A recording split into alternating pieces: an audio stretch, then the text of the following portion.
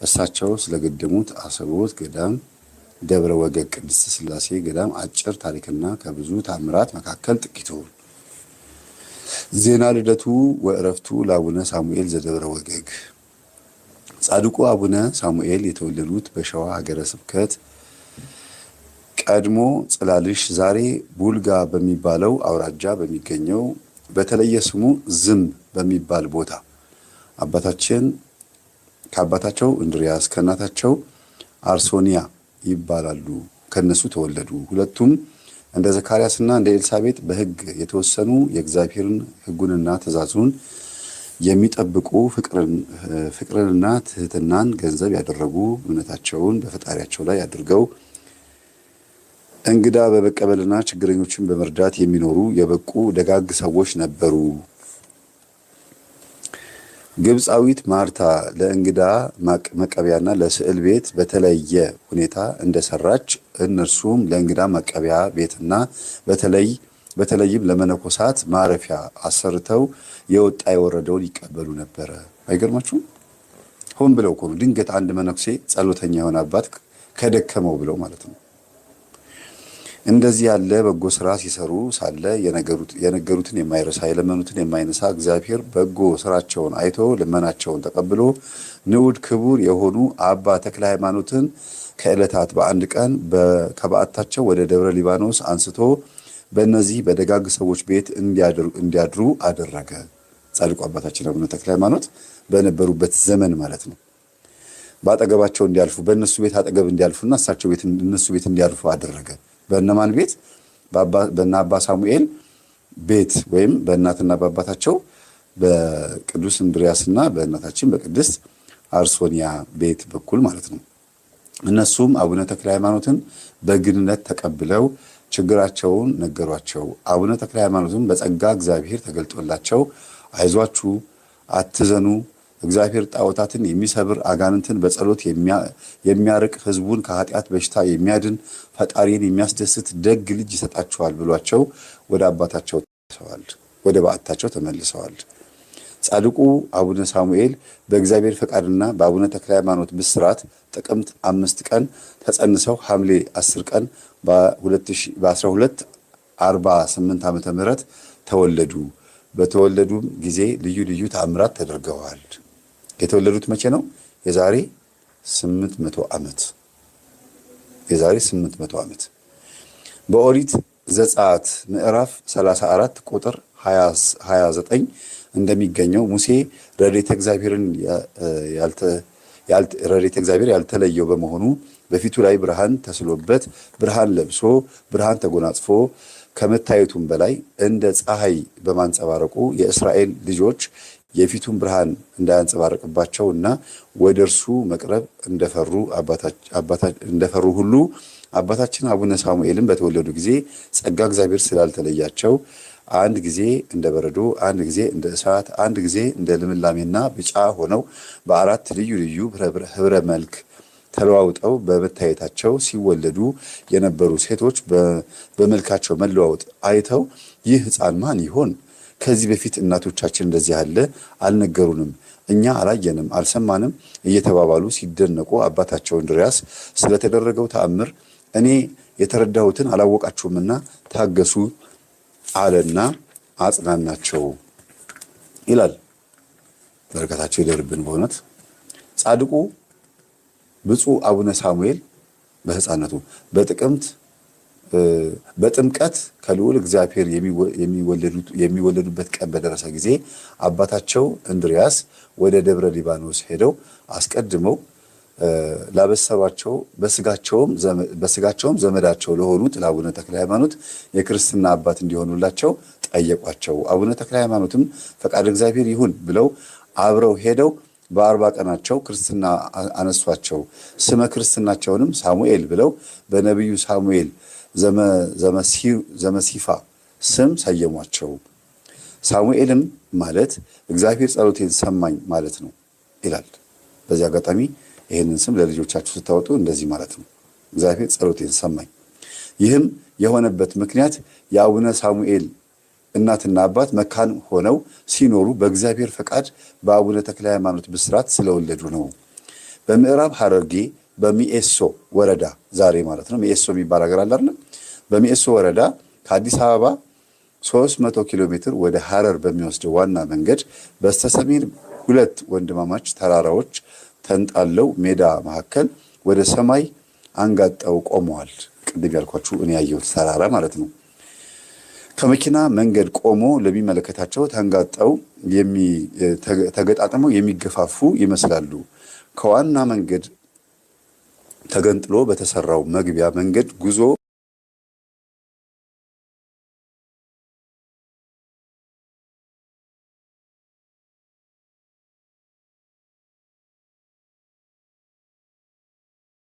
ሲጀመር ግን አንደኛው ወደ ምስራቅ ሌላኛው ወደ ምዕራብ መለያየት ይጀምራሉ። እንዲያውም በምስራቅ በኩል ያለው ተራራ እያለፉ ወደ ምዕራብ ወዳለውና ወደ ታላቁ ተራራ እየተጠጉ ሲመጡ መራራቃቸው ለመንገደኛው የበለጠ ይታያል። ቦታው በመንፈሳዊ ጸጋ ብቻ ሳይሆን በገሃዳዊ ውበቱና ዓይን በይበልጥ ይስባል በሚለው በዚህ ተራራ አናት ላይ ከመኪና መንገዱ 17 ኪሎ ሜትር ርቀት ላይ ዋናው ገዳም ይገኛል። ቤተክርስቲያኑ በቅድስት ሥላሴ ስም የታነጸ ሲሆን ከዘመናችን እጅግ ውብ ስራዎች ሊመደብ ይችላል። ከዋናው ገዳም ወደ ደቡብ አቅጣጫ ከተራራው ደረት ላይ ባለችው ትንሽ ደልዳላ ቦታ ደግሞ ጽሑፍ ለማያውቃቸው በምናስተውላቸው አባታችን አቡነ ሳሙኤል ስም የታነጸ ቤተክርስቲያን ይገኛል። ይህ የሴቶች ገዳም ሲሆን የላይኛው የቅድስት ሥላሴ ስም የታነጸው ቤተክርስቲያን ደግሞ የወንዶች ገዳም ነው ይላል። ደብረ ወገግ የሚለው ስም የተሰየመው ከመላእክት ነው። በዕለተ ዓርብ በዕፀ መስቀል ጌታችን መድኃኒታችን ኢየሱስ ክርስቶስ ተቸንክሮ በተሰቀለ ጊዜ መላእክት ከችንካሮቹና ከተወጋው ጎኑ የፈሰሰውን ደም በብርሃን ጽዋ ተቀብሎት ደሙን በዓለም ዙሪያ ረጩት ይላል። መላእክቶች በተለይም ሊቀ መላእክት ቅዱስ ሚካኤል ቅዱስ ኡራኤልን ጽዋህን ረጭተህ ባለህበት ቦታ አንጠፍጥፈው እርጨው ሲል አዘዘው። ቅዱስ ኡራኤልም እንደታዘዘው ጽዋውን ረጭቶ አንጠፈጠፈው። በዚያም ቦታ የብርሃን ወጋገን አጥለቀለቀው። በዚያም ጊዜ መላእክት ደብረ ወገግ የብርሃን ተራራ ሲሉ ሰየሙት። ድርሳነ ኡራኤል ላይ ይመልከቱ። ቅዱስ ሚካኤል ወደፊት ጠራውና ወደፊት ፈጣሪውን የሚያገለግል ታላቅ ጻድቅ ይመጣበታልና ይህች ቦታ ባርካት ብሎ ቅዱስ ኡራኤልን አዘዘው። ባዘዘው መሰረት ባርኳት እንዳረገ ይኸውም ድርሳን ያመለክታል ይላል። አሜን። የአቡነ ሳሙኤል የመቃብር ቦታ ሳይታወቅ ለብዙ ጊዜ ይኖር ነበረ። የግራኝ ወረራ ቦታውን ካጠፋው በኋላ ለብዙ ዘመን እንደገና ሳይገደም ኖሯል። በ1911 ዓመተ ምህረት በንግስት ዘውዲቱ ዘመን በኩሬው አጠገብ የሚገኝ ትልቅ ግዙፍ ሾላ ነበረ። በውስጡም እንደ ሾላ ያለ ነበረ፣ እንደ ዋሻ ያለ ነበረ። አባ ገብረ ኢየሱስ የሚባሉ ባህታዊ ከበካ ተክለ ሃይማኖት እየመጡ ሱባኤ ይገቡበት ነበረ። ከዚህም ቅዱሳን ተገልጸው እንዲህ አሏቸው፣ ገዳሙ የሚቀናበት ጊዜ ደርሷልና ሄደህ ለንግስት ዘውዲቱ ለአልጋ ወራሽ ተፈሪ መኮንን ንገር ባሏቸው መሰረት አባ ገብረ ኢየሱስ ሄደው ከቤተ መንግስት ዕለቱን ገብተው መግባት ቢከብዳቸው በጊዜው ከቤተ መንግስት ታዋቂና ቀራቢ ለነበሩት ለአለቃ ገብረ መድህን ሁኔታውን ነገሯቸው። አለቃ ገብረ መድህንም ለንግስት ዘውዲቱ ለአልጋ ወራሽ ንገረው ብለው በ1911 ዓ.ም በአለቃ ገብረ መድህን አማካኝነት ገዳሙ እንደገና እንዲቀና አደረጉ። ደብረ ወገግ እንደገና ሲገደም ምንም አይነት ቤተክርስቲያን አልነበረውም። በዚያን ጊዜ የወታደሮች አለቃ በነበሩት አቶ ሸዋን ዘራፍ አማካኝነት የአባታችን የአቡነ ሳሙኤል ቤተክርስቲያን በሳር ክዳን ተሰራ። በ1948 ዓ.ም ቆርቆሮ ለበሰ። በ1967 ዓ.ም የአቡነ ሳሙኤል የመቃብር ቦታ ያን ጊዜ በሕይወት በነበሩትና አሁን በእረፍት በተለዩን ደግ አባት አባ መዘምር አፈወርቅ አማካይነት ተገለጸ ይላል። እሳቸውን ላሳያችሁ። አባ አፈወርቅ የሚባሉት አባት እኚህ ናቸው። በጣም የበቁ አባት ናቸው። የእሳቸውን ታሪክ በሌላ ጊዜ በሰፊው እንደዚሁ እዚሁ ላይ ስላለ አቀርብላችኋለሁ። አባ መዘምር አፈወርቅ አማካይነት ተገለጸ ገዳሙ ማለት ነው። በዚህ ዓመተ ምህረት በጊዜው የገዳሙ መምህር በነበሩት ንቡረድ ገብረ ሕይወት መልሴ አማካይነት አነስተኛ ቤተክርስቲያን በመቃብራቸው ላይ ተሰራ፣ በአባታችን በአባ ሳሙኤል ማለት ነው። በዚህም ቤተክርስቲያን ላይ በተለያዩ ጊዜያት ብርሃን ሲበራበትና ቅዱሳን ሲያገለግሉበት እድል የገጠማቸውና ብቃት ያላቸው ያያሉ፣ እኚህም አባት ጭምር ማለት ነው። ይህም ተአምር ለገዳማውያን ብቻ ሳይሆን ከልዩ ልዩ ቦታ ለሚሄዱ ምዕመናን ሲገለጽላቸው ቆይቷል። መቃብራቸው በተቆፈረበት ጊዜ 3 ጉሬዛ የመሳሰሉ ህብራቸው ለማብራራት የሚያስቸግር ፍጡራን ከጉድጓድ ወጥተው በዚያን ጊዜም ንቡረ እድ ገብረ ሕይወት አባ መዘምርን አባ ገብረ ኢየሱስንና በቁፋሮ ላይ ያሉ ብዙ ገዳማውያን ነበሩ። በአጠገቡም አንበሳ ለ3 ቀኖች ሳያቋርጥ ሲጮህ ሰንብቷል ይላል። አባ ሳሙኤል ዘደብረ ወገግና አባ ሳሙኤል ዘዋልድባ በነገራችን ላይ በአንበሳ ነው የሚታወቁትና ይገርማል በጣም። እሺ ለመለሰው እንደገና አባ ሳሙኤል ዘደብረ ወገግ በረከታቸው ይደርብን፣ ሁላችሁም በረከታቸው ይደርብን በሉ። አባ ጸጋም ይባላሉ አሉ። መውጣት አለበት የተባለበትን ጊዜ ስለዘነጉ ይላል። እኚህ ቅድም ያልኳችሁ ማለት ነው። በ1975 ዓመተ ምህረት ካለበት አውጥተው በማህበረ ካህናት አስረከቡት። መስቀሉን በዕቃ ቤት መደርደሪያ ላይ በግልጽ ቦታ ተቀመጠ። አባ ጸጋም ግን አእምሯቸው ነሳቸው። ወዲያውኑ መስቀሉ ካለበት ተሰወረ። አባ ጸጋም በማህበሩ ጸሎት ሲሻላቸው መስቀሉ ግን ተሰውሮ ከረመ። በመጨረሻም አባ መዘምር አፈወርቅ በመንፈስ ቅዱስ ተመርተው መስቀሉ የሚከሰተው በአዲስ አበባ ለሚሄዱ 2 ምዕመናን መሆኑን ተናገሩ። እንደተነገረውም ከአዲስ አበባ ለሄዱ ምዕመናን መደርደሪያ ላይ በግልጽ ቦታው ተቀምጦ ታየ። እንደናንተ ያሉ ገዳም ሊሳለሙ እንደሚሄዱ ሰዎች አያችሁ። ምክንያቱም ከዛው ገዳም ቢሆን ማንም ሰው አያምናቸውም፣ እርስ በርስ ስለማይተማመኑ ማለት ነው። ውሸት ነው ሊባል ስለሚችል ከአሰበ ተፈሪዋ ተማሪ ፍቅርተ ሌላ በኋላ የምታርክላችሁ ነው። ፍቅርተ የምትባል ልጅ አለች፣ ሰንበት ተማሪ ናት። ስላሴን እንዴት እንዳየች ይናገራል እዚህ ላይ። ሌላ በገዳሙ ስውራን ቅዱሳን እርዳታ ያገኙ ሌላም አባት አሉ። ሐምሌ 26 ቀን 1980 ዓ.ም ሌሊት አባ ዓለሙ ኃይሌ የተባሉ መነኩሴ ከክፉ ጠላት ፊት ለፊት ተፋጠጡ፣ በጽኑ ተደበደቡ። ሰይጣን ማለት ነው እንግዲህ ክፉ ጠላት ማለት ሰይጣን። የሚገርም ነው። በጽኑ ተደበደቡ። ልባቸውን በከፊል ተሰውሮና አስገድዶ በሰጣቸው ክብሪት ልብሳቸውንና ንብረታቸውን አቃጠሉ። አእምሯቸውን ነስቷቸው እኮ ነው። በዚሁ ከጠላት በተሰጣቸው ቢላዋ የራሳቸውን አንገት አረዱ። እኚሁ አባት ማነው ስማቸው? አባ ዓለሙ ኃይሌ የሚባሉ አባት ማለት ነው። አረዱ። ከዚያም በዚሁ አመፀኛ ጠላት እየተጎተቱ ተወሰዱ። ሐምሌ 27 ቀን 1980 ዓ.ም ጠዋት መነኩሴው ስለጠፉ ደውል ተደውሎ ማህበረ ገዳሙ ፍለጋ ተሰማራ። ገዳም የደም ነጠብጣብ ስለነበረ ፍለጋው አስቸጋሪ አልነበረም። የደሙ ነጠብጣብ ግን አባ ዓለሙ ወዳሉበት ቦታ አላደረሳቸውም። ደርሶ ድርግም ብሎ ጠፋ። ነጠብጣቡ የት እንደሄደ አላገኙትም ማለት ነው። ፈላጊዎቹም ብዙ ሞክረው ሲያቅታቸው ተመለሱ። ሐምሌ 28 ቀን 1980 ዓ.ም ከ3 ቀን በኋላ ከሰዓታት በኋላ አባ ዓለሙ በእጃቸው በደም የተለወሰ ጩቤ እንደያዙ እየተንገዳገዱ መጡ። ጊዜው የድርጎ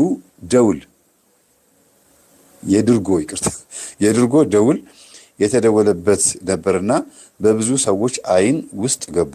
ምን እንደተፈጸመባቸው ሲያስረዱ ቁመቱ ሰማይ የሚጠጋ የሚመስል ጥቁር ሰው በፊቴ ገብቶ ደበደበኝ።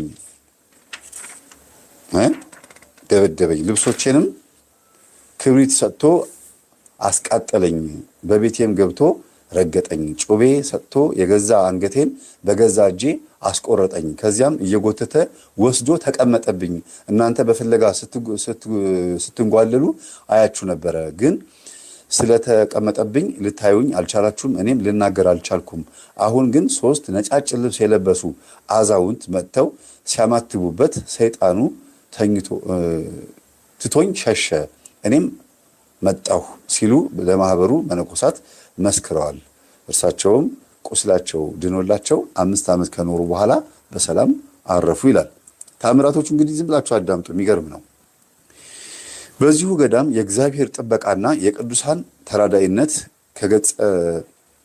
ከጸባ አጋንንት ብቻ አለመኖሩ የሶማሊያ ወረራ ጦር አንዱ ማስረጃ ነው ይላል። በወቅቱ ሶማሌዎች በዛ በኩል እየገቡ አዳል ሶማል የሚባል ሰፈር ማለት ነው። በሌላም ጊዜ በ1984 ዓ.ም የጃራ ሰራዊት እየተባለ በሚጠራው እስላማዊ ድርጅት 17 ክርስቲያኖችን በግፍ ረሽኖ ገደል ከጣለ በኋላ ጥቂቱን ያለመው በዚሁ ገዳም ነበረ። ያለመው ጥቃቱን ያለመው በዚህ ገዳም ነበረ። ፊደላቶቹ ትንሽ ስለሚያስቸግሩ ነው። የእቅዱ መሰረት ሰርጎ ገብ ወታደሮችን ወደ ገዳሙ ላከ። ግንቦት 16 ቀን በ1984 ዓ.ም ምሽት ግን ወታደሮቹ የተፋጠጡት ከሚረሽኑት ወይንም በማጅራታቸው ከሚታረዱት ክርስቲያኖች ጋር ሳይሆን በቆሙ ከሚያበላሹ ነጫጭ አንበሶች ጋር ነበረ። ከመጡት ውስጥ 6ቱ በአንበሶቹ ተሰብረው ሲሞቱ 3ቱ ተሰባብረው ተበልተዋል ማለት ነው። የተረፉትም እየተርበተበቱ የደረሰባቸው ፍዳ በአደባባይ መስክረዋል። የሚገርመው ግን ሁኔታው በሙሉ በመንፈስ ቅዱስ በታደሉ አባቶች የድርጊቱ ቀን እንኳ ሳይቀር አስቀድሞ ተነግሮ የነበረ መሆኑ ነው። እንደዚህ መተው ልክ እንደዚህ እንደሚያደርጉ እንደሚበሉ ማለት ነው በአንበሳ የሶማሊያ ወታደሮች። ይህ ቅዱስ ማለት በ1900 ካራማራ የሚባለው ጦርነት ማለት ነው። በ1977 ዓ.ም አካባቢ ከባድ ጦርነት ነበረ ኢትዮጵያና ሶማሌ። ይህ ቅዱስ ገዳም ለብዙ ህሙማን ያለ ጸበል ወይንም ያለ ምእመን እርዳታ ፈዋሽነት አስመስክሯል። ገና ከተራራው ስንደርስ የገዛ አካላችንን ቀለለን፣ የሚሰማን ህመም ለቀቀን፣ ጭንቀታችን ጠፋልን የሚሉ አሉ። ይሄ እውነት ነው። እኔም ራሴ እንደዚህ ነበር የተሰማኝ። ወደ ገዳሙ ስገባ ሰውነቴ ባየለ የሚንሳፈፍ ነበር የሚመስለኝ። እንደው ሐምሌ ስላሴ ሄዳችሁ ባያችሁት ሐምሌ ስላሴ አሁን ጥርም በእርግጥ አለ፣ ጥር 7ም ዓመታዊ ነው። ግን ሐምሌ ስላሴ በጣም ብዙ ጉዞ ስላለ ነው። ክረምት ነው። በዛ ላይ ቻሌንጅ ያደርጋችኋል። በጣም ትፈተናላችሁ። ጥሩ ነው እንደዚህ አይነት ፈተና መጋፈጥና እኔ ራሴ አንዱ ነኝ። ወደ ገዳሙ ስትሄዱ እንዴት እንደሚቀል ብታዩ ተስፋ ታደርጋላችሁ። የሆነ የሚያናገራችሁ ነገር ያለ ነው የሚመስለው።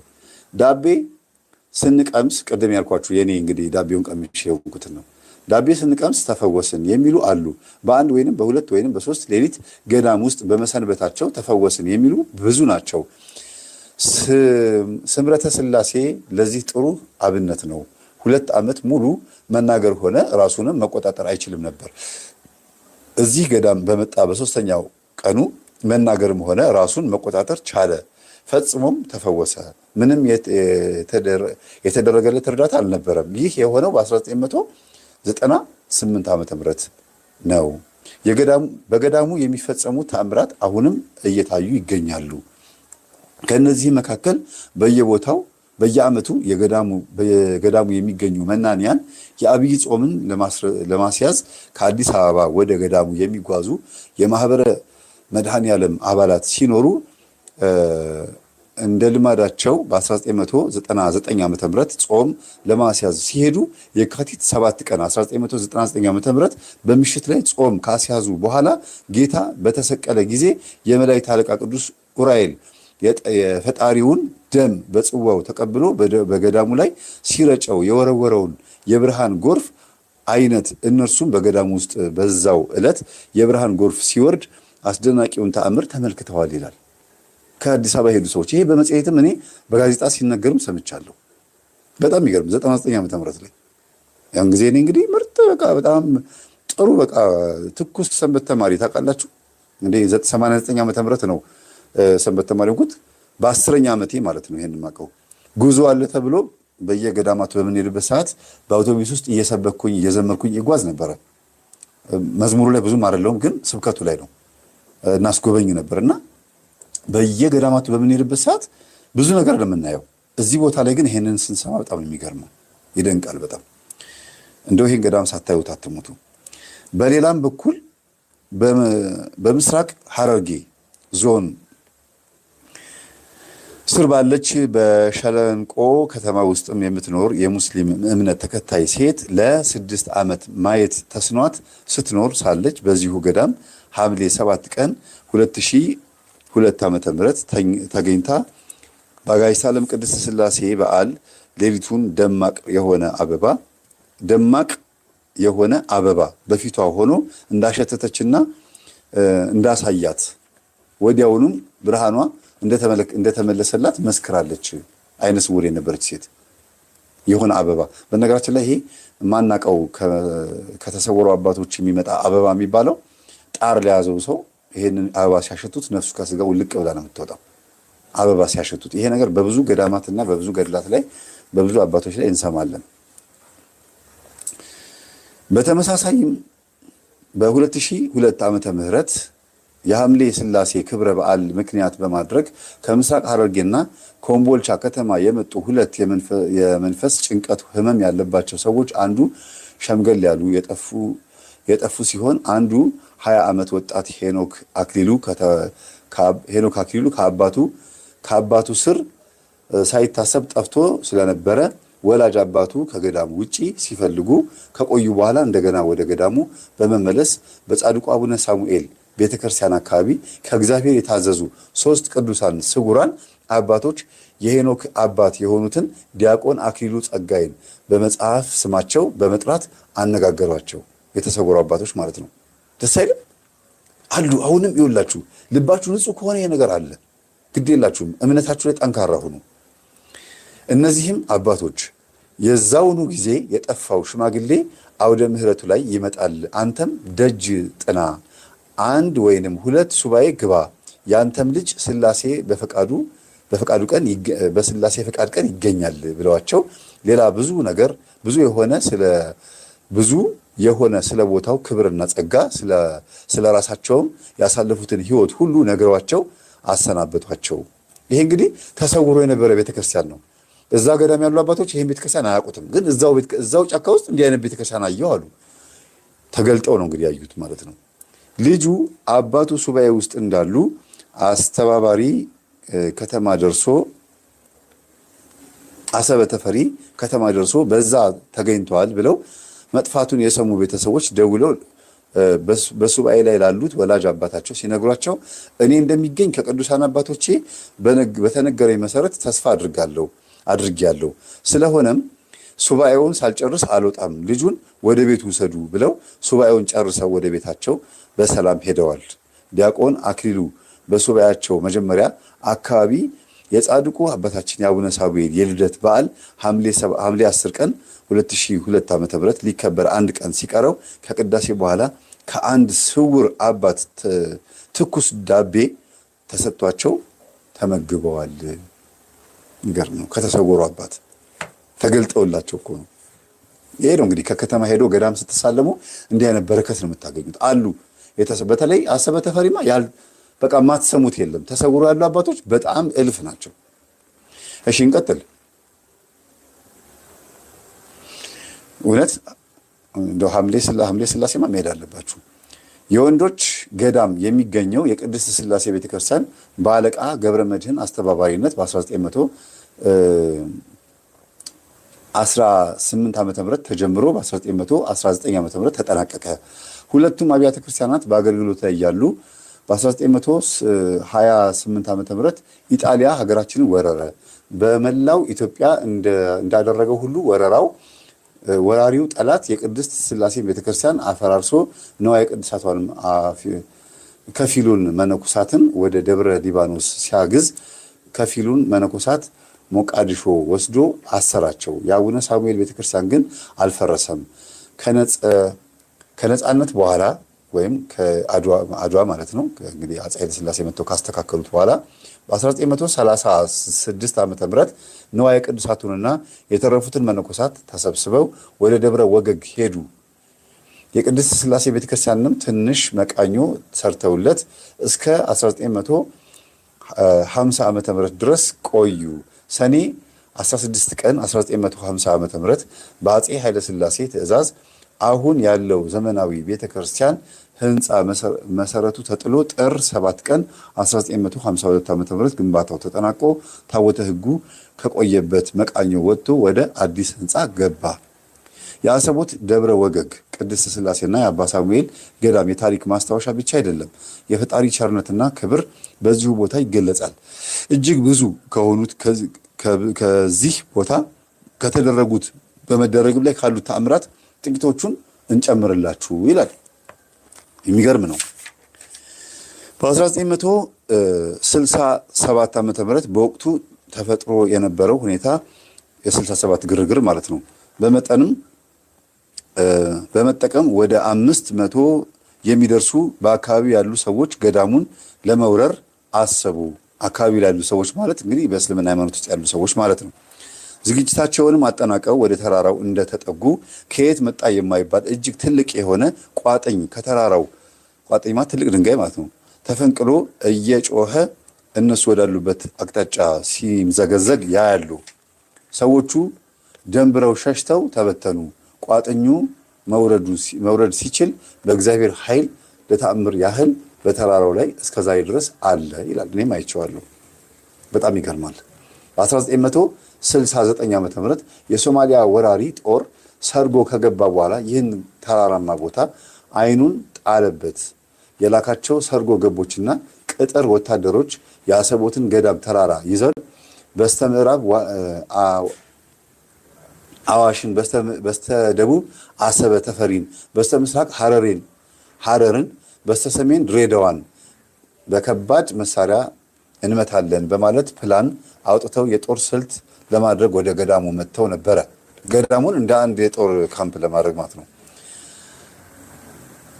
እሺ፣ ተኩላዊ ተግባራቸውን ለመፈጸም ወደ ጋራው እንደወጡ 3 አንበሶች ከመካከላቸው ገብተው ከመበተናቸውም በላይ እያባረሩ እኩሌቶቹን ሰብረው ሲገሏቸው፣ እኩሌቶቹን ደግሞ እየተባረሩ ወደ ገደል በመግባት ተሰባብረው አልቀዋል። ይህ አምላካዊ ኃይል ያላገኛቸው ደግሞ በሌላ በኩል ወደ ገዳሙ ገብተው ሰይጣናዊ ተግባራቸውን ለመፈጸም ሲሞክሩ እርስ በርሳቸው ተኩስ ከፍተው በዚያ ተላልቀው ቀርተዋል። ከዚህ የተረፉት ደግሞ ጋራውን ለመያዝ ሲሯሯጡ ገና ከጋራው በታች እንዳሉ ለመጀመሪያ ጊዜ ጥቂት ዝናብ ዘንቦ እንግዲህ እዛ ቦታ ላይ ዘንቦ አያውቅም እንዳበቃ አንድ ነጭ አሞራ 3 ጊዜ ቢዞርባቸው አእምሯቸው ጠፍቶ እስከ እርስ በርሳቸው እስኪረሳሱ ድረስ ያሉበትም ሀገር ኢትዮጵያ መሆኑን እስኪረሱ ድረስ ልባቸው ከመሰወሩም በላይ ተለያይተው በየጫካው ጠፍተው ቀርተዋል። ጉዳዩን ሲያሳውቁም የሀገሪቱ መሪ የነበረው ዚያድ ባሬ ማለት ነው የሶማሌው ዚያድ ባሬ በጣሊያን ወረራ ጊዜ የቲሊንቲ ማዕረግ ይዞ ደብረ ወገግ ያውቀው ነበርና ሰርጎ ገቦቹን አልታመኑም። በዚያም መሰረት በቁጥርም ሆነ በመሳሪያ ከፍተኛ የሆነ የበለጠ የተደራጀ ጦር ደግሞ ላከ። ተራራውም መውጣት እንደጀመሩ ቅዱስ ጊዮርጊስ በፈረስ በአየር ላይ እንደ አውሎ ንፋስ እየተምዘገዘገ አቡነ ሳሙኤል ገዳም ደግሞ በብርሃን መስቀል ይዘው በታላቅ ግርማ ለሰርጎ ገቦቹ ታዩአቸው። የዚያን ጊዜ ገዳሙ በጭጋግ ተሸፈነ። ወታደሮቹም አእምሯቸው ተሰወረ፣ ልባቸውም ዘነጋ። ሁኔታውም ለመግለጽ ያህል የእብድ መንጋ ሆኑ ማለት ነው። አብዛኛውን በገደል ገብተው ተንኮታኮቱ። ጥቂት የተረፉት ከረጅም ጊዜ በኋላ መኢሶ ደርሰው ድንቅ ተአምራቱን መሰከሩ ይላል። ይገርም ነው እግዚአብሔር ስራ። በዚህ በአሰቦት ደብረ ወገግ ገዳም የተሰወሩ ቅዱሳን አባቶች በርካታ ናቸው። ከነዚህም ከዚህ በታች ያሉትን እዘረዝራለሁ ይላል ገድሉ። የተሰወሩ አባቶችን አንደኛ በ1934 ዓመተ ምህረት ከዋልድባ ወደዚህ ገዳም የመጥተው በቁጥር 500 የሆኑ አባቶች ተሰውረዋል። አስቡ፣ ከዋልድባ ወደዚህ ገዳም የመጡ አባቶች 500። ሁለተኛ ከጎንደር ክፍለ ሀገር ማህበረ ስላሴ እየተባለ ከሚጠራው ገዳም ደግሞ 1000 መናንያን መጥተው በዚሁ ገዳም ተሰውረዋል። 1000። ከዚህ ወዲህም በገዳሙ የነበሩት መናንያን እነዚህ ቅዱሳን ወደ አሉበት እየተጨመሩ ሲሆን አባ ገብረ ሕይወት የተባሉ ባህታዊ ለ10 ዓመት ያህል በዋሻ ዘግተው ከኖሩ በኋላ በ1945 ዓመተ ምህረት ከሰው በመሰወር ከቅዱሳን ጋር ተጨምረዋል። አራተኛ የገዳሙን ላሞች ለብዙ ዘመናት ሲጠብቁ የኖሩ ባህታዊ ክፍሌ የተባሉ ደግሞ በ1964 ዓመተ ምህረት ከዕለታት በአንድ ቀን በስውር የሚኖሩ ከሾላ የተሰራ የመድኃኔ ዓለም ቤተክርስቲያን አግኝተው መነኮሳቱን ይዘው በሄዱ ጊዜ እንደገና ተሰወረባቸው። አዝነው ሳለ በአራተኛው ቀን እንደተለመደው ላሞቻቸውን ይዘው ወደ ስፍራው ሲሄዱ ቤተክርስቲያኑ ተገለጠላቸው። የተዘዋወሩም ሁኔታውን በሚመለከቱበት ወቅት ቅዱሳን ጠርተዋቸው እንደገቡና ከቅዱሳኑ ጋር ተገናኝተው በዚያ ተሰውረው እንደቀሩ ከዚህም በኋላ ስማቸውን ለመግለጥ ያልፈለጉ 3 ባህታውያን ወደ ገዳሙ መጥተው በገዳሙ ድርጎ ምንድን ነው? ድርጎ እየተሰጣቸው ለጥቂት ቀኖች ከቆዩ በኋላ ለሱባኤ ወደ ዋሻ ገብተዋልና ዘግተው ሳሉ በስውር ከቅዱሳን ጋር ተጨምረዋል። እነዚህ 3 ማንነታቸው የማይታወቁ ባህታውያን ተሰውሮ ማለት ነው። የሚገርም ነው። ድርጎ ምንድን ነው? ሲጻፉ ድርጎ እየተሰጣቸው ለጥቂት ቀናቶች ቆዩ ማለት ነው። ይህ በዚህ እንዳለ አባ በላይ ወልደ ሚካኤል የተባሉ መነኩሴ አስቡት፣ የዚህ ዘመን አሁን ባለንበት ጊዜ እኮ ነው። አባ በላይ ወልደ ሚካኤል የተባሉ መነኩሴ ሐምሌ 7 ቀን 1972 ዓመተ ምህረት የኚህ ደግሞ የሚገርም ነው። በጣም በደንብ አዳምጡ። ከቅዳሴ በኋላ ከመነኮሳቱ ፊት አይን በአይን ከቅዱሳን ተጠርተው የተሰወሩ መሆናቸውና ከቅዱሳን አንድነት የገቡ መሆናቸው ተረጋግጧል። አባ በላይ ወልደ ሚካኤል በ1887 ዓመተ ምህረት በኢሉባቡር ክፍለ ሀገር ተወለዱ። በጠላት ጊዜ በ1887 ዓመተ ምህረት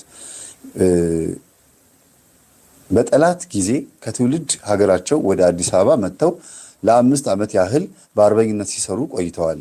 ጠላት ከምድረ ኢትዮጵያ ለቆ ከወጣ በኋላም በአዲስ አበባ ለአንድ የግል ድርጅት በአሰሪነት ተቀጥረው ለብዙ ዓመታት እንደሰሩ ወደ ሐረርጌ ክፍለ ሀገር በመሄድ በሚኤሶ ከተማ ውስጥም በአንድ ግለሰብ ንግድ ቤት ሆቴል በኃላፊነት ተቀጥረው 1954 እስከ 1967 ዓ.ም ድረስ በታማኝነትና በቅንነት በማገልገል ላይ እንዳሉ ከዕለታት በአንድ ቀን ሌሊት በተሰጣቸው ክፍል ተኝተው ሳሉ የብርሃን ልብስ የለበሰች የወርቅ መስቀልና የወርቅ ዣንጥላ የያዘች እንደ ፀሐይ የምታበራ አንዲት ሴት መጥታ እመቤቴ እናቴማ ፍቅር ከዚህ ቦታ ምን ታደርጋለህ? ከዛሬ ጀምሮ ወደ እኔ ና ብላ በራእይ ትነግራቸዋለች። ሲነቁ በነገሩ ተገርመው ይህ ነገር ምን ይሆን ብለው ለጊዜው ካሰቡት በኋላ ረስተውት ወደ ዕለት ተግባራቸው ተሰማሩ ይላል።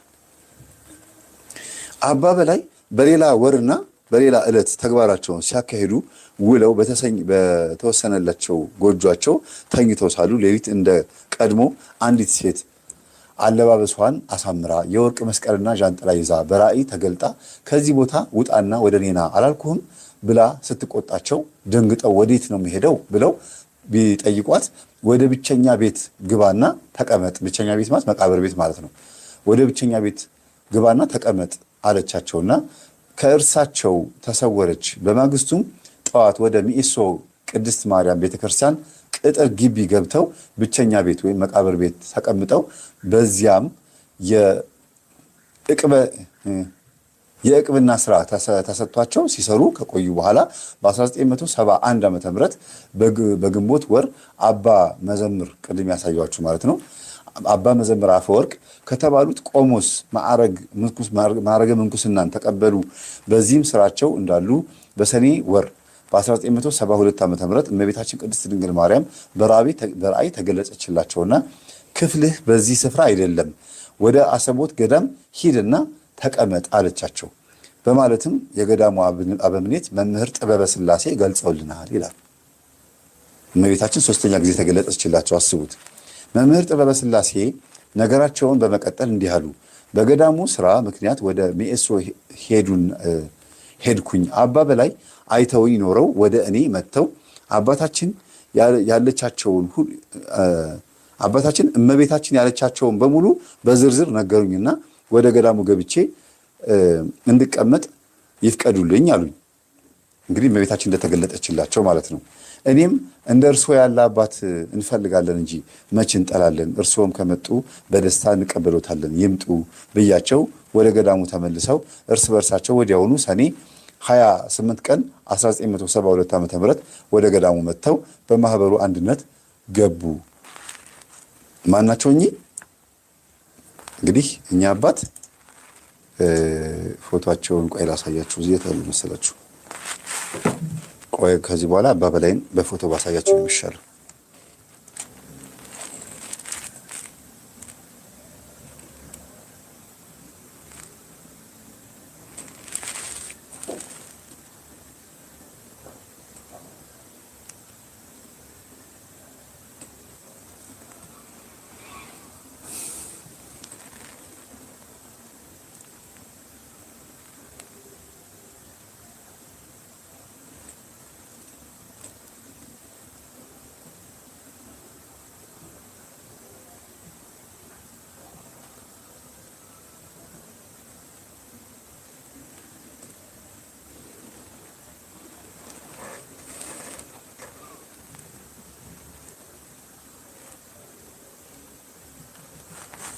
አባ በላይ ማለት እኚህ ናቸው። እንግዲህ በፎቶ ላሳያችሁ ብዬ ነው። እሺ ትንሽ ፋታ እንድትወስዱ።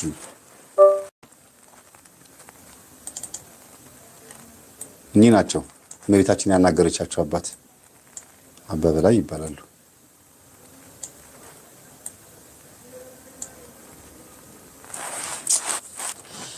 እሺ እመቤታችን ለሶስተኛ ጊዜ ተገለጠችላቸው። ወደ ገዳሙም ገቡ። አሁን በነገራችን ላይ እንደው እዚህ ጋር ትንሽ ጋብሉ ላርግና እመቤታችን ተገልጣልኝ እኮ እንዲህ ያለችኝ ብላ አንዲት ሴት ወይም አንድ ወንድ ወይም አንድ መነኩሴ ወደ አንድ ገዳም ቢሄዱ የሚቀበላቸው አለ በአሁኑ ሰዓት? ኧረ ተው። እንደው ለገዳሙ አንድ መነኩሴ ወደ ሆነ ገዳም ሲገባ አሁን ቢያንስ በትንሹ ከ3000 እስከ በትልቁ እስከ 20000 ብር ድረስ ለገዳሙ ገንዘብ መዋጮ ማድረግ አለበት ገዳማዊ ለመሆን። ይሄን ታውቃላችሁ?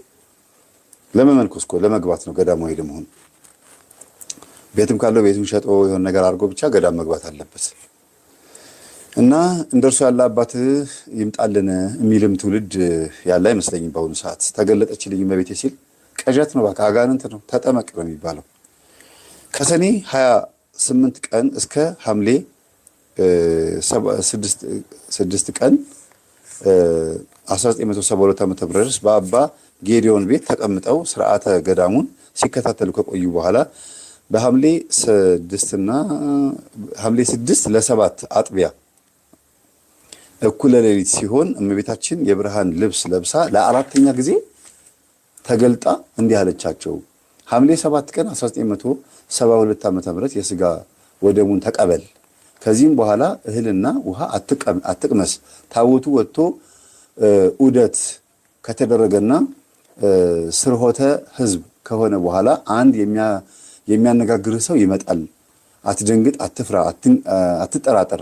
ለአንተ ሲታይህ ለሌላው አይታይም። አንተ ትሰማለህ፣ ሌላው ግን አይሰማም።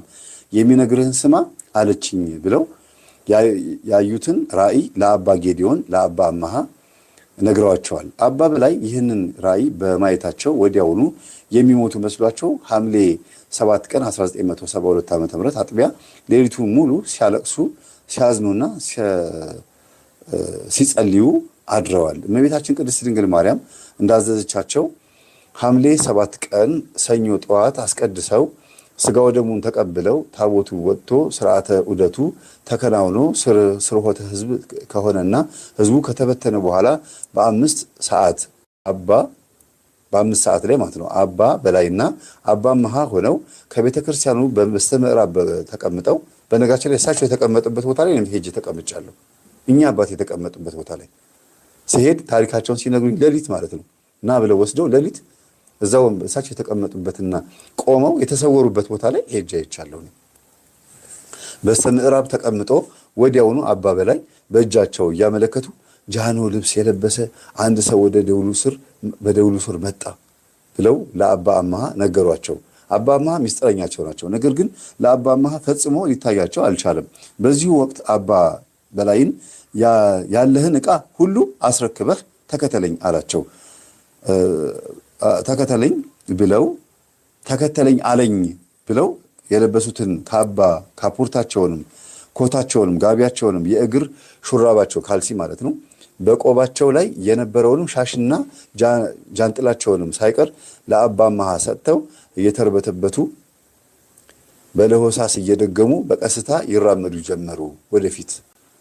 እግዚአብሔር ስሙ የተመሰገነ ይሁን። ከዚህ በኋላ ፊታቸው ወደ ምስራቅ አዙረው 3 ጊዜ ሰግደው አብ ወልድ መንፈስ ቅዱስ ሆይ ወደ መልካም መንገድ ምራኝ እያሉ ሲጸልዩ እንባቸው እንደ ጎርፍ ሲወርድ ይታይ ነበረ። ወዲያውኑ ይህን እያሉ ጸሎት እንደጨረሱ ከአባ አማሃ ዓይን በቅጽበት ተሰወሩ።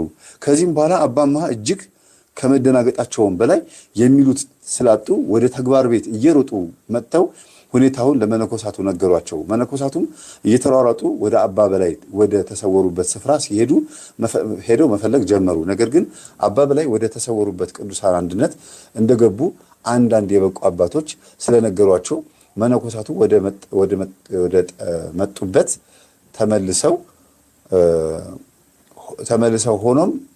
ተመለሱ። ሆኖም በአሰቦት ገዳም 2 በሸክላ የተሰሩ የቅድስት ማርያምና የመድኃኔዓለም አብያተ ክርስቲያናት እንዳሉ፣ አንደኛ አባ ጸጋ ሥላሴ፣ ሁለተኛ አባ መዘምር አፈወርቅ፣ ሶስተኛ አባ ወልደ ገብርኤል የተባሉ በሱባኤ የዘጉ ግሁሳን በብቃት ተገልጦላቸው ገልጠውልናል ይላል። ያ ማለት የተሰወረ ቤተክርስቲያን ሆኖ በሸክላ የተሰራ የሚገርም ነው። አይተዋል፣ እንዳዩ እነዚህ የበቁ አባቶች ተናገሩ። በዚህ ገዳም የአባ በላይ መሰወር በቀጠሮና በምስክርነት ፊት መሆኑ ከሚገርመን በስተቀር ብዙ ሰዎች እንደሚሰወሩ ግልጽ ነው። በቀጠሮ ነው የሳቸው፣ ግን በጣም ብዙ ሰዎች ይሰወራሉ ይባላል። ከገዳማውያን መካከል አንድ እረኛና አንድ መነኩሴም ተሰውረዋል። ብዙ የተሰወሩ ቅዱሳን አብያተ ክርስቲያናት እንዳሉም ይታወቃል። ቅዱሳት አብያተ ክርስቲያናት ራሱ ህንፃው ማለት ነው። ይህም በመጽሐፍ ቅዱስ ብቃት ከሚገለጽላቸው አባቶች ሌላ ብዙ ጊዜ የከበሮ ድምፅ መስማትና የማጠንት ሽታ በማሽተት ለማህበረ መነኮሳቱ የሆነ እግር ለመነኮሳቱ ብቻ ሳይሆን እግር ለጣላቸው ምዕመናንም ይገለጽ ነበረ። በ1973 ዓመተ ምህረት ከአሰበ ተፈሪ ልደታ ማርያም ሰንበት ትምህርት ቤት ደግሞ እንግዲህ አስቡት፣ እኔ ሄድኩ ያልኳችሁ ያ ሰንበት ትምህርት ቤት ማለት እኔ ለቤተክርስቲያኑ ምርቃት ሄድኩኝ ያልኳችሁ ቤተክርስቲያን ማለት ነው። ከአሰበ ተፈሪ ልደታ ለማርያም ሰንበት ትምህርት ቤት መዘምራን አንዷ የሆነችው ተማሪ ፍቅርተ ሐምሌ 7 ቀን የቅድስት ሥላሴ በዓልን ለማክበር መጥታ የተከሰተው ደግሞ የእነዚሁ ስውራን መኖር የጆሮና የአፍንጫ ምስክርነት ወደ ገሃድነት ለሁሉም ገልጸው ፍቅርተ ከበዓል ንግሱ በኋላ ለጉብኝት ሁዳድ ወደ ተባለ አካባቢ ከጓደኞቿ ጋር ሄደች። መንገድ ጠፋባትና በዛው ቀረች። ጓደኞቿ ምዕመናን ከማህበረ መነኮሳቱ ጋር ፍለጋ ወጡ። እሷ ግን የውሃ ሽታ ሆና ቀረች። ፈላጊዎቿም ስለመሸ ተመለሱ። እንግዲህ አስቡት ምን ያህል እንደሚጨነቁ እንደሚያለቅሱ። በሁለተኛም ቀን ግን መንገዷን ይዛ በተረጋጋ ሁኔታ ወደ ቤተክርስቲያን ስትመጣ ለሁለተኛ ጊዜ ፍለጋ የወጡ ጓደኞቿ አገኟት።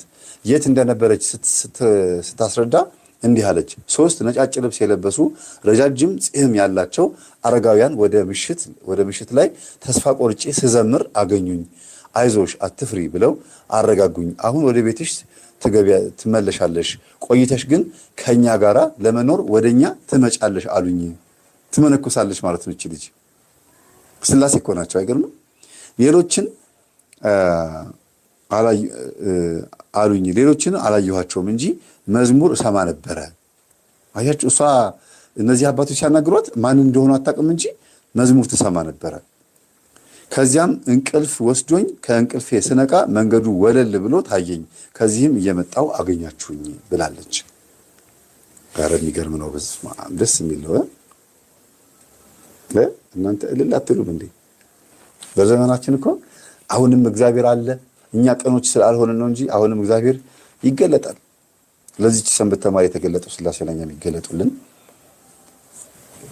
ስለ ስጉራን ካነሳን ዘንድ ተሰውረው የሚገኙ ቅዱሳን አብያተ ክርስቲያናት ብቻ ሳይሆኑ ንዋየ ቅድሳትም ጭምር ናቸው። ይህም ስንል በስጉራን አብያተ ክርስቲያናት ያሉትን ንዋየ ቅድሳት ማለታችን ሳይሆን በድሮ ጊዜ ክሱታን የነበሩና በዘመናት ውስጥም ተሰውረው የሚኖሩ ማለታችን ነው። ጻድቁ አቡነ ሳሙኤልና ልጆቻቸው ይጠቀሙበት የነበረ አንድ መስቀል ለብዙ ዘመናት ተሰውሮ ይኖር ነበረ፣ በብቸኛ ቤት ወይም በመቃብራቸው ማለት ነው። በ1975 ዓ.ም ግን አባ ጸጋ ስላሴ ለተባሉ መነኩሴ ያለበትን ቦታ መውጣት ያለበት በ1976 ዓ.ም መሆኑ በመንፈስ ቅዱስ ተገለጸላቸው። ስለዚህ ቦታ ተአምር ሰሪነት፣ ፈዋሽነት፣ በረከት ለመዘርዘር ቀላል ስራ አይደለም። ገዳሙን የተሳለሙት ምዕመናን ቁጥር ይበዛል። በየዓመቱ ያሉትን ቀናት ቁጥር ያክል ይበዛል።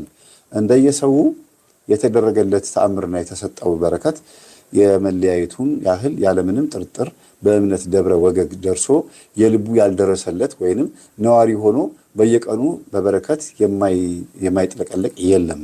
አንዱም እኔ ነኝ እላለሁ። እኔ ለሁሉም በነፃ ለማያምንም ሁሉ ከሚፈሰው በረከት ሁሉ ተሳታፊ ሊሆን ይገባል። በዓመቱ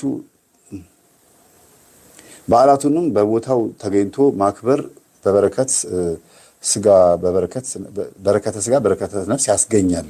የገዳሙ በዓላትን በየዓመቱ ጥቅምት 29 ጥር 7 እና ግንቦት 27 እንዲሁም ሐምሌ 7 ቀን እና ሐምሌ 10 ቀን ይከበራል። ገዳሙ ላይ ማለት ነው። በይበልጥ የሚከበረው ጥርና ሐምሌ ስለሆነ ነው እንጂ ጥቅምት 29 ጥር 7 ግንቦት 27 ሐምሌ 7 እና ሐምሌ 10 የአቡነ ሳሙኤል ማለት ነው። ይህንን ገድል ለማስተርጎም ብዙ ጊዜ እየታሰበ ሳይሳካ ቢዘገይም በጻድቁ በአቡነ ሳሙኤል ረድኤትና በቅድስት ሥላሴ ቸርነት የገዳሙ ቅኔ መምህር በሆኑት በመምህር መዝገቡ አረጋ ከግዕዝ ወደ አማርኛ ተተረጎመ። መምህር መዝገቡ ግዕዙን ወደ አማርኛ ሲተረጉሙ አባ ሙሴ ከበደ ባህታዊ አመሃ ሥላሴ በመተባበር ግዕዙንና አማርኛውን ጽፈዋል። ሊቀ ካህን ክንፈ ገብርኤል አልታየ በኢትዮጵያ ኦርቶዶክስ ተዋሕዶ ቤተክርስቲያን የሊቃውንት ጉባኤ አባል ትርጉሙን ፊደሉንና ቃላቱን አርመው ቁጥር ሰጥተው ከቅዱሳን መጻሕፍት ጋር አቆራኝተው በማስተባበር በ1998 ዓ.ም ለመጀመሪያ ጊዜ ታትሟል። ለሁለተኛ ጊዜ ገድሉ በሊቃውንት ጉባኤ አባላት ታርሞ እና ተስተካክሎ ለሁለተኛ ጊዜ በጥቅምት ወር 2005 ዓ.ም በድጋሚ ታትሟል። በመሆኑም በገድሉ ባለቤት በጻድቁ አቡነ ሳሙኤል ረድኤት ልዑል እግዚአብሔር ተርጓሚውን ጽሑፉን አራሚውን እንዲተረጉሙም ያነሳሷቸውን ያሳሰቡትንም እንዲሁ በጸሎት የተራዱትንም ከመከራ ሥጋ ከመከራ ነፍስ ሊሰውሩልን እንማጸናለን። አሜን። አቡነ ዘበሰማያት ይትቀደስ ስምከ ትምጻእ መንግሥትከ ወይኩን ፈቃድከ በከመ በሰማይ ከማሁ በምድር ሲሳየነ እንዘለለትነ ሀበነ ወኅድግ ለነ አበሳነ ወጌጋየነ ከመ ንኅድግ ለዘአበሰ ለኢታብአነ ዘውስተ መንሱት አላድኅነ ወባልሐነ ኩሉ እኩይ እስመ ዚአከ ይእቲ መንግሥት ኃይለ ወስብሐት ለዓለመ ዓለም አሜን። በሰላም ቅዱስ ገብርኤል መልአክ ወእግዝእትነ ማርያም ሰላም ለኪ ድንግል በድናኪ ወድንግል በሥጋኪ መእግዚአብሔር ጸባኦት ሰላም ለኪ ብሩክት አንቲ እምአንስት ወብሩክ ኄርሥ ተፈሥሒ ፍሥሕት ኦ ምልዕተ ጸጋ እግዚአብሔር ምስሌኪ ሰአሊ ወጸልዪ ወልታበ ፍቅር ወልድኪ ኢየሱስ ክርስቶስ ከመ ይሥረይ ለነ ኃጣውኢነ። የአባታችን የአባ ሳሙኤል ዘደብረ ወገግ በረከት ረድኤት ይደርብን። ቅድስት ሥላሴ ይባርከን። ተአምራት የተፈጸመላቸው የተሰወሩ አባቶቻችን ይባርኩን። እንዲሁም በረከታቸው ይደርብን። የተሰወሩ አባቶቻችን ሲባል በቃ እግዚአብሔር በጸሎት የበረቱትን አባቶች እንደሚሰውር በዘመናችንም በታሪክ የምናውቀውን በዘመናችንም እያደረገው እንደሆነ ዘንድሮም ጭምር የተሰወሩ አባት እንዳሉ ሰምተናል። ዘንድሮ ስላችሁ በዚህ 5 ዓመት ማለት ነው። ዘንድሮ ዓመት በዚህ ዓመት ሳይሆን በዚህ 5 ዓመት የተሰወሩ አባትም እንዳሉ ሰምተናል። እንግዲህ ይሄ ገድል የወጣው ከዛ በፊት የአባታችን የአባ መዘምር አፈወርቅ ልቀጥል ወይስ ይብቃል?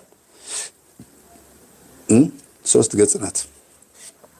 3 ገጽ ልቀጥል?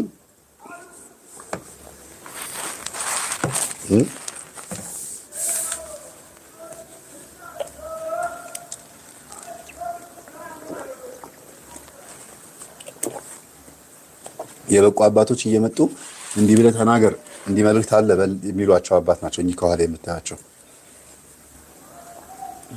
እሺ 999 ሰው አለ፣ 1000 ሰው ማለት ነው።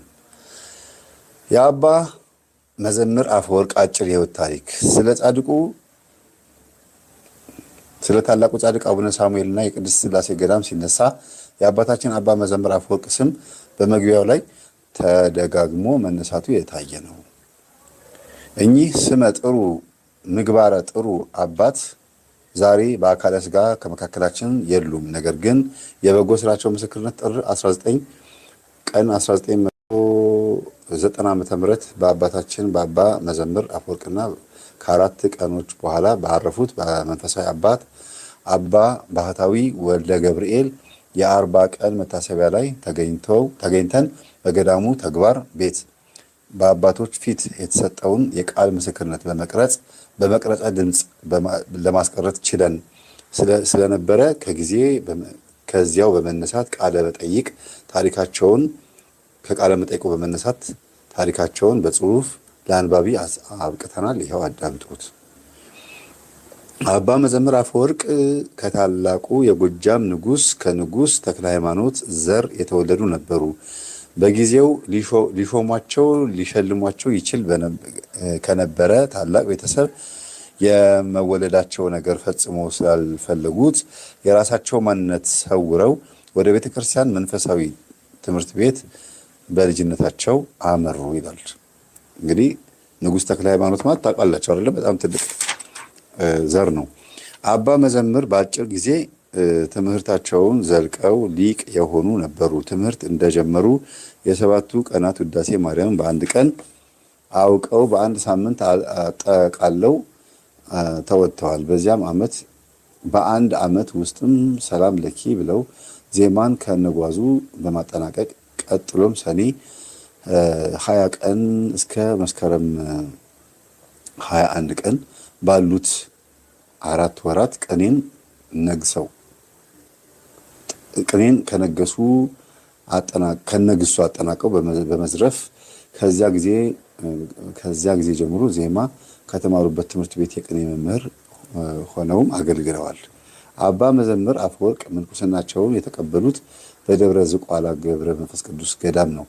ወደ በዓታ ገዳም መንፈሳዊ ትምህርት ቤት ገብተው ሃይማኖተ አበውን ዮሐንስ አፈወርቅን ቄርሎስን ይማሩ ነበረ። ተማሪ ቢሆንም ቀድመው ሐዲሳትንና ብሉያትን ፍትሐ ነገሥትን ያወቁ የአቋቋምና የድጓ የአብነት ሊቅ በመሆናቸው ማታ ማታ በትርፍ ጊዜያቸው በበዓታ ገዳም አብረዋቸው የነበሩትን የትምህርት ጓደኞቻቸውን ያስተምሩ እንደነበረ በ1946 ዓ.ም አብረዋቸው በዚያም ትምህርት ቤት ይማሩ የነበሩ ጓደኞቻቸው ምስክርነት ተረድተናል። አባ መዘምር ዝቋላ ገዳም ከመነኮሱ በኋላ በመንፈሳዊ ሕይወታቸው ከሰው ተለይተው በምናኔ ያገለግሉበት የሚችሉበት ቦታ ማግኘት ይፈልጉ ነበረ። ስለዚህም በዚያም በበዓት ገዳም ሆነው እመቤታችን ቅድስት ድንግል ማርያምን ዘወትር ቦታቸውን እንድታመለክታቸው በጸሎት ይጠይቁ ነበረ። ልመናቸውን ተማጽኗቸውን ሰምቶ በሕልማቸው እፍኝ ዕጣን ተሰጥቷቸው ይህ ዕጣን አሰቦት ገዳም ሳሙኤል ዕጠን ተብለው በግልጽ ታዘዙ።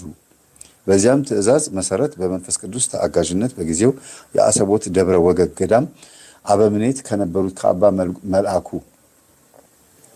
ጋር ተገናኝተው አሰቦት ደብረ ወገግ የቅድስት ሥላሴ አቡነ ሳሙኤል ገዳም በምናኔ በ1953 ዓመተ ምህረት እንደገቡ ከአባ መዘምር እንደተረዱ አባታችን ንቡረ እድ ገብረ ሕይወት መልሴ የታመነ ምስክርነታቸውን ሰጥተውናል። ወደ አሰቦት ገዳም በገቡበት ጊዜ በሕመም ሲሰቃዩ ስለነበረ ምንም እንኳን ሳሙኤልን እንዲያገለግሉ በመንፈስ ቅዱስ ታዘው የመጡ ቢሆንም ከሕመሜ ብፈወስ ማዕጠንቱን በገዛ ገንዘቤ እገዛለሁ አገለግላለሁ በማለት እየገዛሁ አገለግላለሁ በማለት ስለተሳሉ ይኸው ተፈጽሞላቸው ከሰማይ ሰማያት ብርሃን ከሚወርድበትና ስውራን ቅዱሳን በአራራይ ዜማ አገልግሎት ሲሰጡ ለታደሉ ሰዎች በሚሰማበት የአቡነ ሳሙኤል ዘደብረ ወገግ ቤተክርስቲያን ስዕል ቤት በብፅዓታቸውና በታዘዙትም መሰረት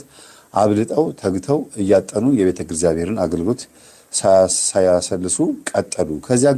ከዚያ በፊት ግን ማዕጠንቱ በቅዳሴ ቀን እንጂ ዘወትር አይታጠንም ነበረ። በጎ ነገር በሚሰራበት የጽድቅ ቦታ የጽድቅ ጠላት ጦርን ያነሳልና ጠላት ሰዎችን በምቀኝነት አነሳሳቸው። ደጉ አባ መዘምር የሰዎችን ክፋት አይተው ስላዘኑላቸው ከፊታቸው ዘወር ለማለት ታዘው ከመጡበት ገዳም ተነስተው በየዋህነት የስደት ጉዟቸውን በባቡር ተሳፍረው ወደ አዲስ አበባ አቅጣጫ አመሩ።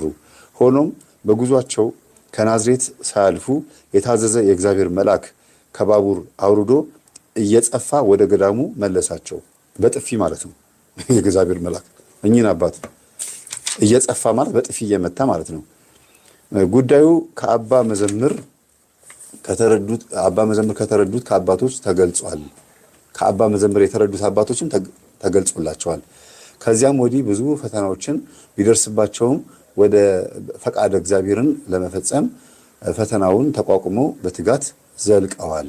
አያችሁ፣ እግዚአብሔር ስለሚፈልጋቸው ለምን ትተህ ትሄዳለህ ብሎ እየጸፋ መለሳቸው። ህመሙም ለጸጋ የመጣ ህመም ነው ማለት ነው። አባ መዘምር አፈወርቅ ከቅዱሳን ጋራ ይገናኙ የነበሩና መልእክትን ከቅዱሳን አባቶች ለገዳሙና ለመላው ሕዝብ ያስተላልፉ የነበሩ የበቁ አባት ነበሩ። እኚህ አባት ማለት ነው። እሳቸው ካረፉ ከአራት ቀን በኋላ ያረፉት ባህታዊ ወልደ ገብርኤልም በማህበረ ቅዱሳን ተገኝተው፣ ማህበረ ቅዱሳን ማለት ይሄ ማህበሩን አይደለም፣ በቅዱሳን ህብረት ማለት ነው። ተገኝተው አንዱ ስለ አንዱ ቅድስና የተዋወቁ አባቶች እንደነበሩ በገዳሙ አባቶች የታወቀ ነው። ባህታዊ ወልደ ገብርኤል በሰው እግር ሰይጣን ይመጣል በማለት ወደ በዓታቸው ማንንም ሰው የማያስቀርቡ ነበሩ። ስለሳቸው የታወቀ ነገር ቢኖር በመጨረሻ እድሜ ዘመናቸው ማህበሩ ጠይቋቸው ለሳቸው ጊዜ እረፍታቸውን እግዚአብሔር አመልክቷቸው ባህታዊ ከተማን በአስተማሚነት የተቀበሉ ሲሆን፣ ባህታዊ ከተማ የሚባሉ አባትን ማለት ነው። በአስተማሚነት የተቀበሉ ሲሆን ባህታዊ ከተማም እሳቸው በሕይወት እያሉ አንድ ሰው ወደ በዓታቸው ዝር እንዳይል በማዘዛቸው በዚያም አኗኗራቸው መዝለቃቸው ነው። ባህታዊ ወልደ ገብርኤል ከሰው ምንም አይነት እርዳታ የማይቀበሉ የ9 ብር የወር ደሞዛቸውን እንኳን አጠራቅሞ ለማህበሩ ጨው በመግዛት በዓመት አንድ ጊዜ የሚያድሉ ቅዱስ አባት ነበሩ። ስለ አባ መዘምር ስንጠቅስ ስለ ባህታዊ ወልደ ገብርኤል ያወቅነው ያህል ጻፍንላችሁ እንጂ ከዚህ በበለጠ ስለ እሳቸው መግለጽ የማይቻል ሆኖ አይደለም። ስለዚህ ስለ ቅዱሳን መላእክት ሆነ ስለ ድንቅ መገለጫዎቻቸው ስንመሰክር በታሪኩ በዋናነት ከተጠቀሱት ከአባ መዘምር አፈወርቅ ጋራ ብቻ አያይዘን ካገኘናቸው የአይን ምስክሮች ማስረጃ በመነሳት እንደሚከተለው ለአንባቢ እናቀርባለን ይላል። ስለኛ አባት ማለት ነው። በ1964 ዓ.ም ስለ ኢትዮጵያ ሀገራችን ባለ 3 ገጽ ደብዳቤ የቅዱሳንን መልእክት ለቀድሞ ንጉሥ ኃይለሥላሴ ጃንሆይ እና ለልዕልት ተገኝ ወርቅ ኃይለሥላሴ ለልጃቸው ማለት ነው በእጅ እንዲሰጥ አባ መዘምር አፈወርቅ ልከው ነበረ። ለጃንሆይ በደጃዝማች ብርሃነ መስቀል በኩል ለልዕልት ተገኝ ወርቅ ደግሞ በዚህ ታሪክ መስካሪ በንቡረ እድ ገብረ ሕይወት መልሴ በኩል ተሰጥቷል። መልእክቱ በአጭሩ እንዲህ ይላል። ከሰኔ 21 ቀን 1964 ዓ.ም ጀምሮ ኢትዮጵያ ከሚመጣባት መቅሰፍት ትድን ዘንድ በመላው ኢትዮጵያ ጸሎትና ምህላ እንዲያዝ የሚል ነበረ። ጃንሆይ መልእክቱን በደስታ ቢቀበሉትም አልፈጸሙትም። ልዕልት ተገኝ ወርቅ ልጃቸው ማለት ነው ለመልእክቱ ጨርሶ ዋጋ አልሰጡም ነበረ። በኋላ ግን በ1966 ዓ.ም ጃንሆይ ወደ ዝዋይ ሲሄዱ አውሮፕላናቸው ወድቆ ከአደጋ ድነው ስለነበረ እንኳን አተረፈው የሚል መልእክት ለጃንሆይ እንደሰኞ ከአሰቦት በደብዳቤ ተልኮ ወዲያው በማግስቱ ማክሰኞ ዕለት ከጃንሆይ ለገዳሙ ምላሽ ደብዳቤ ተልኳል። የጃንሆይ ደብዳቤ ይል የነበረው እንዲህ ነው። አባቶቼ አትርሱን፣ ፈጣሪን ተማጸኑልን የሚል ነበረ። አይገርምም? አፄ ኃይለ ሥላሴ ከመሞታቸው በፊት በ1966 ዓ.ም አባ መዘምር ይህ ደብዳቤ እንደደረሳቸው ሲመልሱ አሁንማ ተቆርጧል፣ በቃ መሞቻው ደርሷል ማለት ነው። ተቆርጧል፣ የእኛ ጸሎት ምንም አይሰራም፣ ተፈርዶቦታል፣ እግዚአብሔር ከፈረደ በኋላ ምንም ማድረግ አንችልም ብለው እንደተናገሩ እነዚህ ትልልቅ ሰዎች ለመልእክቱ ዋጋ ስላልሰጡ እግዚአብሔር ሀገራችንን ጭምር እንደተጎዳች ከሰማይ ስማቸውም የገለጽ ነው ከላይ ስማቸው የገለጽ ነው አባታችን ንቡረ እድ አስረድተውናል ይላል። የሚገርም ነው። በ1978 ዓመተ ምህረት አባ መዘምር አፈወርቅ እጅግ በጠና ታመው ሊሞቱ ደርሰው ነበርና ያላቸውን ንብረት ለገዳሙ ገቢ እንዲሆን ሰጥተው ነበረ። ወዲያው ግን እንደማይሞቱ ቆይተው ወደ ቤተ እግዚአብሔር እንዲያገለግሉ ፈቃደ እግዚአብሔር መሆኑ ከቅዱሳን መላእክት መምጣቱ ወዲያውኑ እንደዳኑ በጊዜው አስተማሚያቸው የነበሩት በ1980ዎቹ መጨረሻ ጀምሮ እስከ 1998 ዓመተ ምህረት አጋማሽ ድረስ ገዳሙን በአበምኔትነት ያገለገሉት አባ ፈቃደ ሥላሴ መስክረዋል ይላል። የረጅም ዓመት ያገለገሉ አባት ናቸው። እኛ አባት አባ መዘምር አፈወርቅና ባህታዊ ወልደ ገብርኤል በማህበረ ቅዱሳን ተገኝተው፣ ማህበረ ቅዱሳን ስላችሁ ይሄ እዚህ አዲስ አበባ ያለው ማህበር አይደለም፣ በቅዱሳን ህብረት ማለት ነው። በማህበረ ቅዱሳን ተገኝተው የታወቁ መሆናቸውና ለገዳሙ የቅዱሳን መልእክት ያስተላለፉ የነበሩ እንቁዎች መሆናቸውን ያስረዱን እኚሁ አባት ፈቃደ ሥላሴ መሆናቸውን ለመግለጽ እንወዳለን።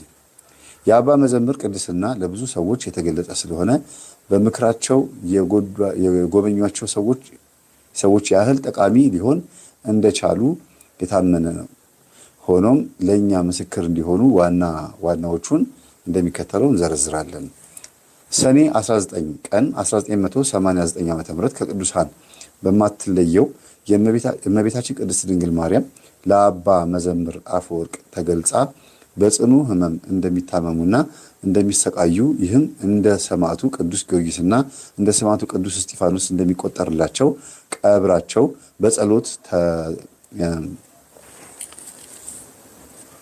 በጸሎት ይተጉበት በነበረው በዓታቸው እንደሚፈጸም እንደተነገራቸው በእሳቸው በአስተማሚያነትም ተመድባ ለነበረችው እድለኛዋ እማሆይ ተገልጾላቸዋል ይላል። እግዚአብሔር ስም የተመሰገነ ይሁን።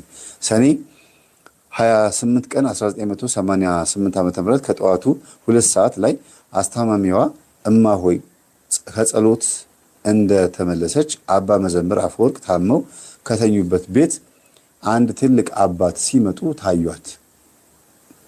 እማሆይ እኚህን አባት ለመግለጽ ቃላት ያጥራታል።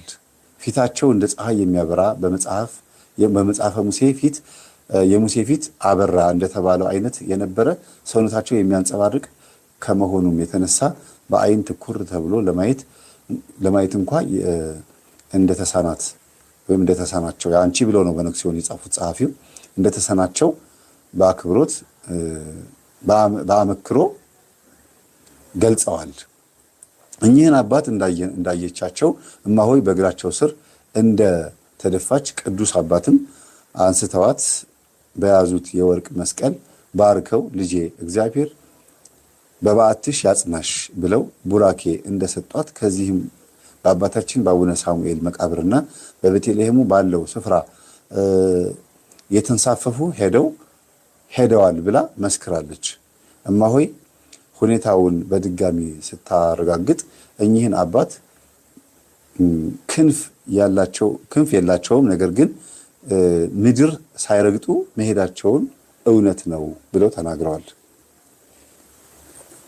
እማሆይ ወደ ቤት እንደገቡ ያው ይቅርታ እንደገባች ስለሚል ነው።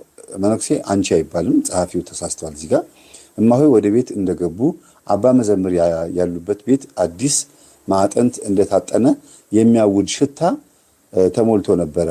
ከቤቱ እንደ ዕጣን ጢስ ያለ ሲመጣ ይታይ ነበረ። እማሆይ አባ መዘምርን የኔታ እኚህን አሁን ከእርሶ ጋር ሲመጡ ያየኋቸው ማን ናቸው ብለው ጠየቁ። አባ መዘምርም እኚህ ከስውራኑ አባቶች መካከል ናቸው ብለው በደፈናው እንደመለሱላት ይህንን ጉዳይ እሳቸው በሕይወት እያሉ ለማንም እንዳትገልጽ ትእዛዝ ጭምር ሰጥተው እንደነገሯት አስታውሰው መስክረዋል። የእኚህ አባት ጉዳይ አንድ የማይታለፍ ምሳሌ ከመሆኑን በስተቀር ሌሎች ቅዱሳን አባቶቻችን ይጎበኟቸው እንደነበረ በገዳሙ የታወቀ የተረዳ እውነት ነው። አባ መዘምር